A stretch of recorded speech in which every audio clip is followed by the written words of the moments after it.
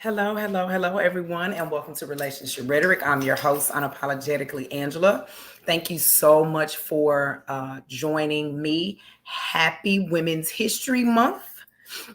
I hope that you plan on celebrating a beautiful woman this month. Me all year round, but this month has been set aside to celebrate women pioneers of history. However, I really, really wanted to get this couple on the show. This month, I will be interviewing women that have inspired me, women that I have followed, women that have motivated me to, push myself to be my best self. But it was very important to me, and I was really, really, really excited about tracking this couple down to actually have an opportunity to speak to them and hear their love story. The young lady, I worked with her father very, very closely from years back with a tri-state defender, and her amazing mother is a pioneer in the early childhood field, and I look up to her in so many ways just because of how she stands up for our children, how she carries herself out in the world. So to see their amazing daughter, who has now found the love of her life and celebrating life, I am just really excited to hear their story. I want to address the typo. His name is Lorenzo. So we're going to be talking to Lorenzo and Brianna in a few minutes. You know, our young people, they were out kicking it at a restaurant. And so now they're trying to get somewhere where they can get situated and get a decent Wi-Fi signal. So again, one of the reasons why I truly love them is I love photogenic people, and they give me such a vintage youthful vibe about them. And I love how they are free, how they are expressive, how they are just loving each other out loud. And so those are the things that I look for, and most people look for in situations where they can be wide open and express themselves and not have a care in the world. I think they are ready. We're going to see what happens. Are we ready? Are we good? Oh, yes, yes, it's clear and beautiful. Hello, Hermans. Hello. How you doing? I am well. I am well. Lorenzo, I did go in and edit all of those posts. It's Okay. all good. I am so excited to talk to you all. So let me ask this. You all were dating in high school? We were. When I Surprisingly. saw I saw that football pic, I said, "Oh, this has been going on for a minute." It Yeah. has. Okay, okay. So talk to me. Tell me, how did you all meet? How did the attraction start? All right. Well, I'll go first. So we were 15, 16. My cousin had just moved to Memphis. My grandfather had a terminal illness. He was battling stage 4 colon cancer. And my aunt and my cousins, they moved from New York, Rochester, New York, to Memphis, Tennessee. And she went to Central High School, where Lorenzo went to Central High School. They both threw something on the track. I don't know exactly what it is, but they didn't necessarily run track, but they threw Brianna. the discus or whatever. So one day my cousin was just like, me and my cousin, we're like sisters almost. So she was like, let's go to Oakwood Mall. Some of my friends are gonna meet us there, or whatever the case may be. And he was one of the people that were there. And ever since then, I just have not been able to get rid of All right. So really, let me fill in the gaps because there's some gaps that need to be filled. So one, I am an alumni of the high school, and I did run track, and I also threw. But no, her cousin and I were good friends, good classmates, and I really think that looking back at it, she set us up because we went to the mall. We went to Oak Court, and we met up in the food court. And I'm seeing little old Bree, um, the former Hooper, walk up to me. I'm like, okay, cool. I see what this is, but what what, was it? what you mean? What this was? Don't do that. Um, but we were talking. We built a friendship, and little side note, she was asking, she was intrigued, she was feeling me, but I got her number, and we, like she said, we were inseparable. Like literally talked every day. And about a year into our friendship, um, I pulled over on the side of the road after leaving Chick-fil-A and said, "Hey, you gonna be my girl or what?" And she been my ride or die since then. Oh wow! So, Bree, do not shake your head. So, when he asked, did you even have to second guess? At that point, no, because we had been friends for so long. We had just like for a year, in high school, when you meet someone and you just have this connection with them, it's not hard to see. Oh, this is a little different than anything else I've experienced. So yeah, that was definitely the case with him. Okay. So you're telling now what grade is this? You said you're all 15 or 16. I was a grade older than Lorenzo, I was a so sophomore. yeah, he was a sophomore. I was a junior. Okay.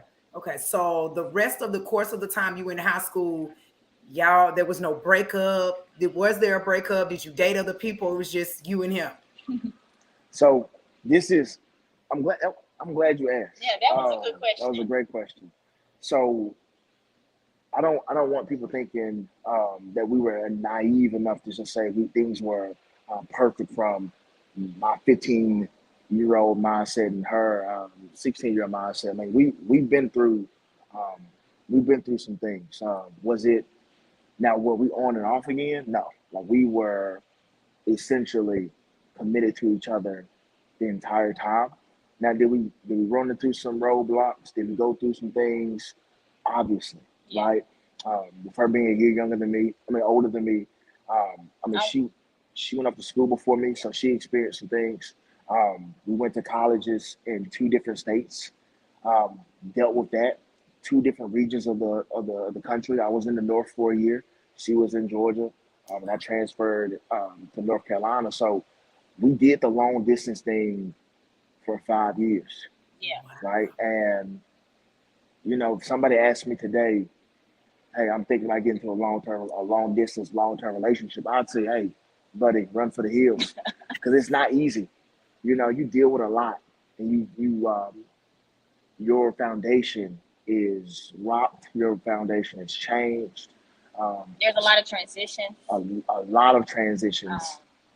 and then with schools, he was an athlete, and I was in film, so our schedules were hectic. So it's just a lot that you have to get adjusted to, accustomed to. You have to really allow your partner to just figure out what they need for themselves and be a cheerleader on the side, basically. Growth, Yeah. maturity. You know, Yeah. Yeah. Okay. So even though you all had decided that this is what you were going to do in that 5 year span of distance, at what point did it get a little easier? for me, it got easier. It got easier knowing. So after my graduation, so because I mean, she was waiting on me to finish up so we can figure out, hey, what does this even look like? I got a job offer halfway through my last semester of college, and so I already knew where I was going to be. I already knew where I was going, and for all intents and purposes, it was going to be where we were going, right? We made a promise to each other that if we made it through our years of college, I mean, I was going to propose. Like this is what we were going to get ready to do. So it was more of, well, come February, we're moving to California. We're packing up. This is the offer, and I accepted it. So it's happening. It's happening. So graduation came. She came through graduation. We drove home, and then um, me, Mama T, which is Tawanda, her mom, Which is my mom. and Bernell, her father. We had a conversation, like literally, we getting ready to drive out to California, and we're not really coming back unless things drastically fail. But I mean, that's where we're setting our roots. So that's when it got real. When we knew We're driving 28 hours, and there is no. I'm going home to my mama and daddy for both of us, right? It was on, so that Uh, was it for me. yeah, for me, I think that it got easier. There was never just a time when I can look back and say, "Oh, this is an easy moment."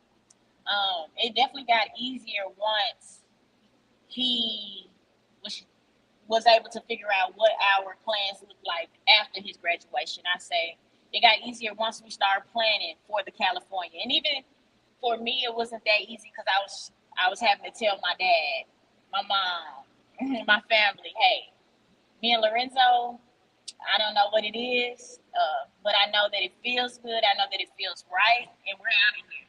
So Yeah. I just hope that you all can support that. And of course they did. Yeah. So Nice. I guess that's when it got easier. Nice, nice. Okay, so Bree, I have a question for you because that's very different for young women to be like, okay, so whenever my guy makes a decision about what's going to happen with us, Mhm. so in your planning and while you're in school, is your mindset still preparing for us? So my mindset kind of shifted after I graduated.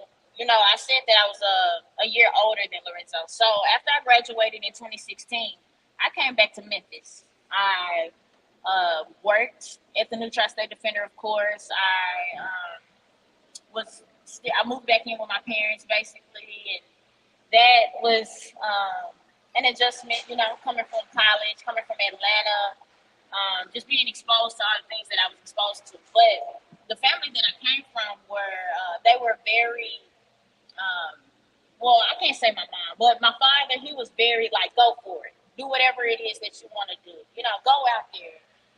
See what the world has to offer. You're such a dynamic person. You can do all of this, do all of that. So I got my degree in film, and Lorenzo was aware of that, of course, and he wanted to make it where not only he could take advantages of where we were going, but also I could take advantages of where we were going. So when he was like, "I think we should go to LA," I think that LA is the place for us. I was like, "Oh yes." And honestly, it had been a goal of mine to get to LA on top of a hill since I was like 7 years old.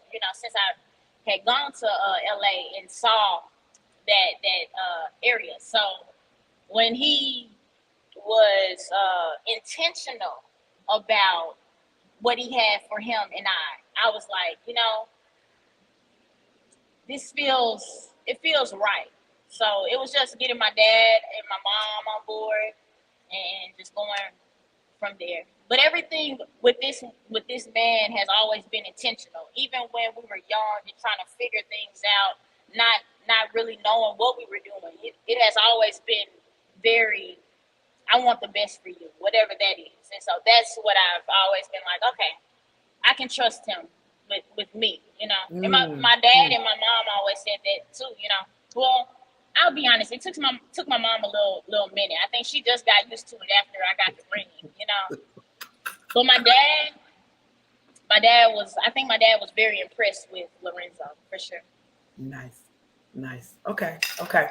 So proposal. I put that in Lorenzo. his court. I was gonna say, Okay. Lorenzo, walk me through it. Um.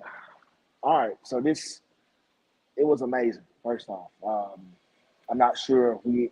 I don't even think we shared 5% of what happened with our proposal. So I'm in LA. I'm at work, and I'm thinking. I'm talking to my coworkers, saying, "Look, like I'm tripping. This should have been happening." And like a little bit transparency, it it was a little upsetting that I wasn't able to um, have the intentionality that we've been talking about to propose and have a wedding before her dad and her grandmother passed. And like that's like one of my biggest regrets is saying, all right, well, I let two of the most impactful people in her life leave this planet, leave this earth before they physically saw us walk down the aisle. So I was like, yeah, I gotta. It's time because what am I waiting on? So I'm talking to my coworkers and saying, all right, let's talk through how I'm gonna get this done. Because I want it to be a surprise. I mean, she knows that I want to propose, but well, there's no proposal. Like there has not been any follow through. So one, I just we were living up the street from a Kay's jeweler. I just walked over there and got her ring size, and I'm like, hey, look at stuff. Look at stuff. I had no intention on buying the ring from Kay, but just letting her know this is happening soon. So my parents had told me about a family vacation that they were going to have in Louisiana. And in that time, I'm like, well, this may be a perfect opportunity to do it. Her family live most of like a lot of her family lives in Louisiana, home to be exact. Um, and we were already going to be there. My parents, my sister, my niece and nephew, her and their parents. So now Operation Proposal was in that and it's going. The moment that we got the date, I called Mama T and said, "Look, this is what I'm going to do. I need y'all there. Don't tell Bree. If y'all tell Bree, I'm gonna be hurt, but I mean, it is what it is." So, Mama T, she found the restaurant we were gonna do it at. Um, she gave me the blessing to use a family heirloom for the engagement ring, and then at that point, coordination. She had no idea that her mom, her grandmother, her grandfather, My her aunts, her brothers. brothers, um, her one of her best friends from college, who sings. I mean, I flew her out to sing, and we get there. She sees that her folks, well, some of her aunts were in Houma, and her uncles have prematurely texted her, "Congratulations on your engagement," but he nothing was blown, at least my understanding. So leading up the day of, she has this great dress on. I didn't get a haircut, Angela, until literally an hour before it was time to go. Like literally, like my hairline was jacked up, beard was jacked up.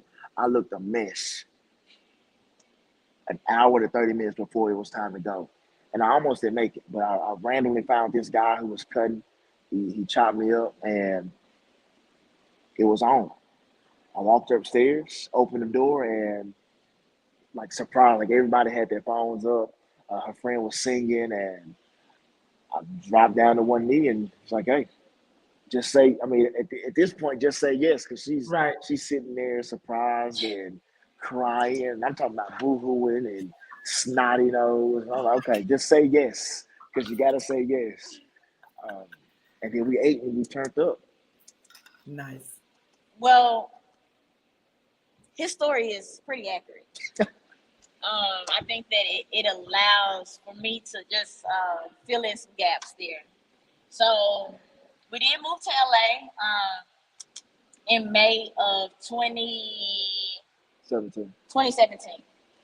For those who really know me, or for those who don't, and this is your first time getting to know me, my father died October 2017. So, of course, that was an extreme transition that took place in my life. And so from 2017 to 2019, him and I was in Atlanta. I'm sorry, him and I was in LA, and I was doing this bi-coastal situation. I was living there and also checking on my family a lot, coming back and forth, back and forth. And so in July 2019, when he decided to propose to me, like he said, he chose Louisiana. That's where a lot of my fraternal family members are from. My grandmother, my grandfather, all of them are from Louisiana, and I have tons of family out there. So when we were going to New Orleans, I wasn't thinking anything of it. I wasn't thinking like, oh, this is the engagement or anything. I got there and we had a great time. Like we had a ball. But then, like you said, my uncle did text me and say congratulations on your engagement. But I didn't pay too much mind because my uncle was just going through a lot of things at the time, and I was like, he's just having a moment. And then I saw my aunts and my cousins on Facebook, and they were in Houma, Louisiana. And Houma, Louisiana is where all my family resides on my dad's side. And it's about 45 minutes to an hour outside of New Orleans where we were. So I was like, that's strange that they're there and they didn't even let me know that they were there and they know I'm here. So I feel like that was a little strange. But then my brother that's right underneath me, I saw him too because he's a little hard headed. But I saw him on social media and I'm like, what is he doing in New Orleans? So all of these things start going through my brain, and I'm like, I need to prepare myself just in case that this is about to go down. So I decided to go get my makeup done and all of that, and just something, I have a high sense of just attunement, I guess you could say, and so God was just really placing my footsteps where I needed to go on that day. So I ended up at the Mac counter. I got my face done. And when he came back, like you said, he had a whole line up, beard was all cut. I was like, okay, this might be the day. So then I got back to the hotel we were staying at, and I saw his family, and I brought his sister to the side because me and her have this sister type bond, and I was like, something's not feeling right. Do you mind, telling me what's going on? And she just started laughing. And so at that moment, I was like, maybe. And so the rest is history from there. We got to the restaurant. I walked in that space, and I saw my family, and I saw his family, saw my friends, and I was like, wow, it's really happening. And yeah, like you said, I was kind of emotional, but it was just the thought of, wow, my dad's not being here, my grandmother's not here, but I know they're here in spirit, and this is just enjoyable moment because for so long I was having so many sad moments, and so many transitional moments, and just it felt like bliss, peace. Like, okay, I see my future, and my future is with him, and it felt good. Nice, very nice, very nice. Okay, so how long have you been married so far? A year and almost 4 months. A year and almost 4 months. So can you remember as a married couple your first disagreement? Oh, absolutely. I can, but I'm sure he can. I mean, look, if you watching this and you are a husband, almost every day it's a disagreement of some sort. Whether we talking about what we gonna eat, where we gonna eat, we talking about like I said, full transparency. I'm not the best cleaner. You know, I remember seeing Mama T. She'll clean the whole house, and she had the whole house like it whipped in shape. That's Bree. So if I leave something out, she's like, "Hey, my name is Lorenzo. I don't know how to throw things away." Oh, yeah. So we would have very spirited conversations about everyday things. I mean, these weren't, and let me make sure I'm prefacing this. These aren't arguments. They're just Right. we are now we. Like it's now like we're one individual. Like we're one thing now. So how does that look? Like how do we navigate that space? Um, so there wasn't major things, but it's just the day to day concepts of figuring out how we're doing this, right? We also got married in the middle of COVID, right? We were literally working with each other every day. Who was gonna have the space? Being too loud, right? Um, the biggest, I guess, disagreement I remember is I like to work out in the morning, and I do like to have her with me sometimes. And you know, getting out of bed at 5 a.m. when your partner may have just gotten to bed not too long before that, that's that gets pretty not feisty, but It gets complicated. it gets complicated, right? She's a night owl. I'm an early riser. That was one of the first disagreements we had with. I'm going to the gym. You want to come, you can come. If not, I'm not gonna wait because I gotta go. So that was probably the first married couple dispute that we had. Once the dust settled, it was like You waking me up just to go to the gym. What are you doing? Like, what are we gonna do? And now I'm trying to get her to come with me, but that gets resolved. That Okay. get resolved. Okay. I Okay. don't know if that was the first one. First one I Um, remember. I So don't what know. you remember? I don't know. I really don't. Mm, mm, mm. Me and Lorenzo, uh, he's a safe space for me. So when I'm upset, when I'm angry, when I'm sad, when I'm mad, whatever that may be, if I'm happy, it doesn't matter what my expressions are or my emotions. Um, I put them on him. I lay them on him, whatever they are. So for me, it's kind of hard to think about what our first disagreement was because, I mean, since 16, we've been figuring this thing out. So Yeah. marriage was just like, you know,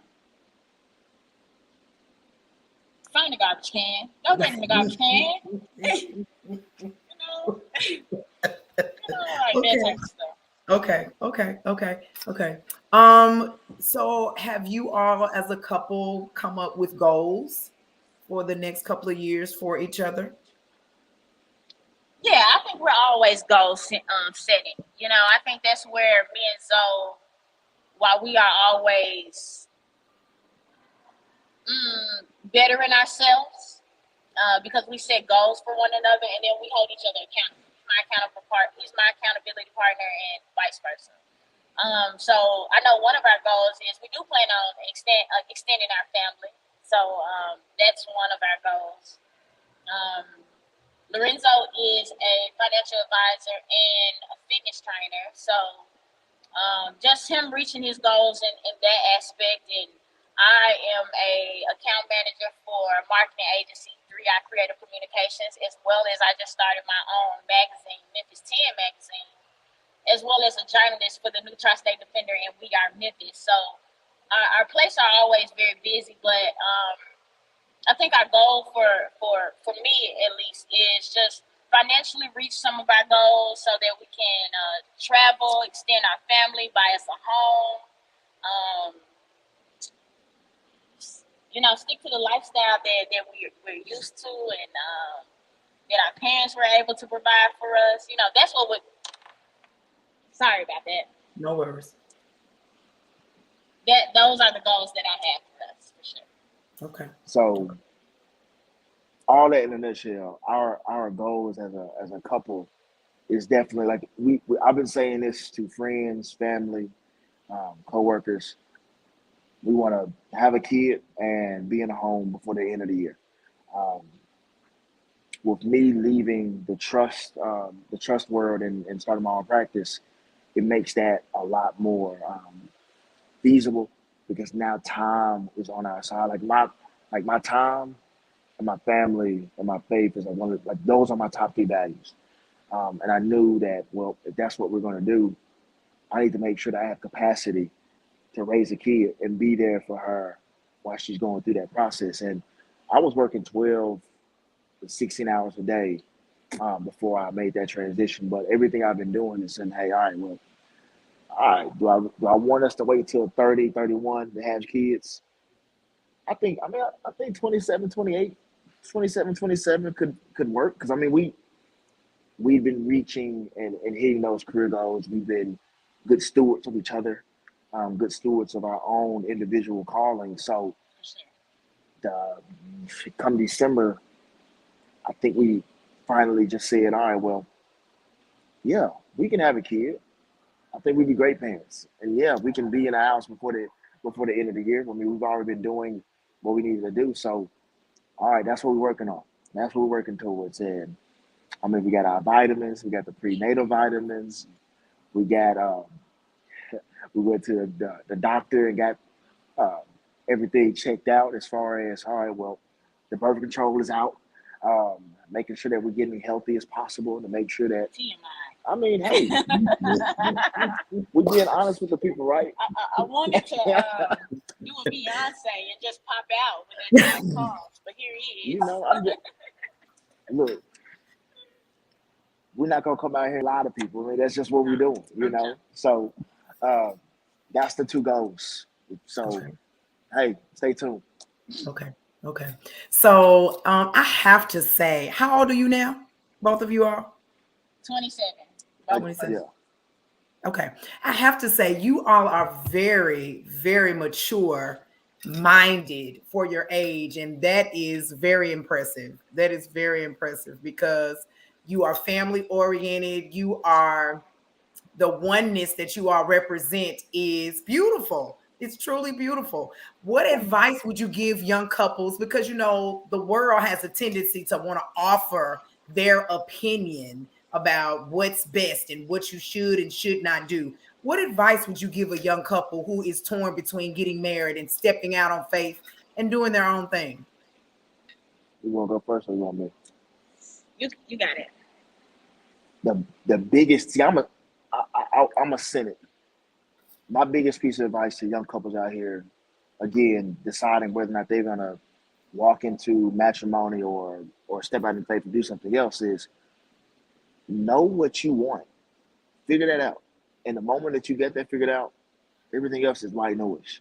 I mean, I can tell you, or she can tell you, or you can tell them, hey, follow this blueprint and you'll be happily ever after. But that'd be disingenuous because what's important to this relationship might not be important to your relationship. But make sure that y'all understand this is where I'm trying to go with you. And if y'all on the same page with that, don't let anybody tell you otherwise. Don't let anybody um, distract you. Protect your focus. Um, I mean, whether you're a Christian, Muslim, Buddhist, agnostic, atheist, have a foundation of values or a foundation of beliefs that's going to keep you grounded. Um, when we got married, like even when tough times, we got closer to our small group. We got closer to the word. Um, we started looking for things that would leave us feeling full and not Needed. depleted. Yeah. Um, I scroll. I mean, I scroll. Like I keep my social media presence lackluster just for the fact that what am I doing? Do I want to scroll all day and all night on Facebook and Instagram, or do I want to spend time with my wife? Do I want to be out in these streets, or do I want to make sure that home is okay? Because it gets old. It gets old. And you hear that a lot. So stay true, know what you want, and don't let anybody or anything keep you away from that. Yeah, and I think what I would add to that, and I think that you said that very well. I think what I would add to that is a woman um, discernment. You know, you have to have some discernment there. Um, if he marks, if he meets all of the expectations, and he is who you can see yourself um, guiding what you have, you know, like what I always like to tell young couples are that being in a relationship isn't supposed to suffocate who you are. You know, if he allows you Excuse me. to grow, if he allows you the patience to transition through those hard transitions, because life be life, you know. And it's important that you have a person that understands this season may not look like the next season. That's And right. who I am today, I might not look like that tomorrow. That's Or right. life just happens. You know, you never know what can happen. So what I say to young couples are just be intentional with each other, be patient with each other, listen to one another. If you feel like that is the one for you, don't let anyone tell you that it's not. But also pay attention to what people say to you, you know, because people can give you some solid advice, but just discernment, stay in that Bible, get right with whatever you believe in, get right with it. Have those uncomfortable conversations, because those uncomfortable conversations, they take you to the next mark. You're here, but that uncomfortable conversation gonna take you there. And so just be honest with each other, loving with each other, patient with one another, and just do what feels right, what is right for you and your partner, and let the rest play out. And if it fails, because I think sometimes things happen and they're good, and then it might not go how you feel, but just pay attention to the lessons that you learn, and do what works best for you.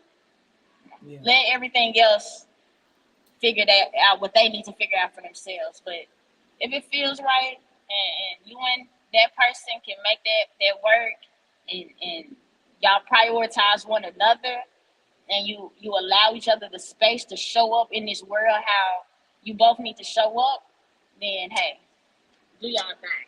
Yeah. Beautifully said, y'all. Beautifully said. So, my last thing. If you could give your relationship a book title, somebody's going to write a book about y'all. What would the title be? Mm. Okay, so I'm a reader and a writer, but I'm more of a music listener. So instead of a book, can we have an album? You absolutely can. You Uh, absolutely can. well, in that case, I would say Beyonce and Jay-Z released an album called "Everything Is Love," and then I think that I would just say everything is love. You know, everything is love. Like love, it breaks down in so many different ways. Your intentionalness, your peace, your all of that. So I would definitely say everything is love. I love that.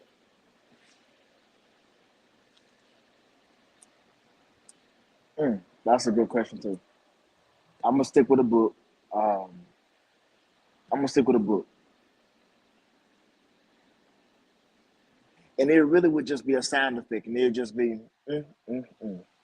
with a head shake because it can mean so much. Amen. But quite like too often, Mhm. we'll say something, we'll do something, and the only thing we can do is just go whether it's with a big Kool-Aid smile or just in frustration, because that's what it Mhm. is. It's Mhm. but that's what it is. That's what I feel like that's what relationships are, right?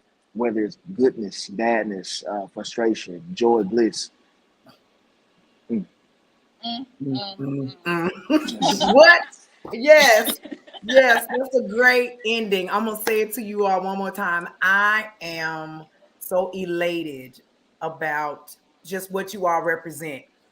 Young people that have, to me, a vintage type of love, the love that most people don't think exists anymore. You all have really leaped over some major hurdles, and Bree, you have a special place in my heart.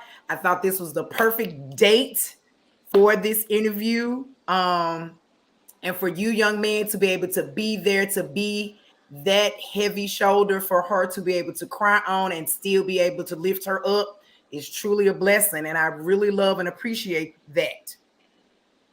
I'm speaking like I'm an auntie right now. But you are though. You are. And I'm so happy for you all. And I'm so excited about you all wanting to extend your family and your plans. And I speak blessings over blessings over blessings over your life. Thank you. Thank you so And y'all much, and we can receive. yes, please, please, please continue. Enjoy your life. I hope to hear from y'all soon. Please be safe and continue to You take too. care of each other. Okay. Yes, ma'am. Absolutely. All right. Love Thank you. you. I love you. I love you. Talk to y'all later. Talk to y'all. Thank you. Oh my goodness. I know Nina, we probably are both in tears right now because that was so, so beautiful. It is nothing like seeing someone that you've watched grow up, seeing someone you've watched mature, knowing their parents, knowing where they come from, take those things, those nuggets that they have gathered and become such a beautiful woman, such a beautiful wife. And I just know she's going to be an amazing mother. That couple just really, really shone a lot of light on me today because, again, we're always looking at what's happening in the world with our young people that's negative. But those young people have a plan.